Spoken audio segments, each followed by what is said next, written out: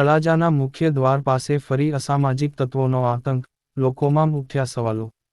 તળાજાના મુખ્ય દ્વાર નજીક ફરી એકવાર અસામાજિક તત્વોએ જાહેરમાં આતંક મચાવ્યો હોવાની ઘટના સામે આવી છે. બે જૂથ વચ્ચે ધોકા, પાઇપ અને પથ્થરમારા સાથે ઉગ્ર મારામારી સર્જાતા સામાન્ય લોકોમાં ભયનો માહોલ ફેલાયો હતો. સ્થાનિક લોકોમાં સૌથી મોટો પ્રશ્ન એ ઉઠી રહ્યો છે કે જ્યાં વારંવાર આવા બનાવો બનતા હોય ત્યાં શું અસામાજિક તત્વોને કાયદાનું કોઈ ભાન કરાવનાર છે કે નહીં. સતત વધી રહેલા આવા બનાવોને કારણે લોકોમાં રોષ અને અસુરક્ષાની લાગણી જોવા મળી રહી છે. લોકો માંગ કરી રહ્યા છે કે પોલીસ અને તંત્ર દ્વારા આવા તત્વો સામે કડક કાર્યવાહી કરી વિસ્તારમાં શાંતિ અને સુરક્ષા જાળવવામાં આવે.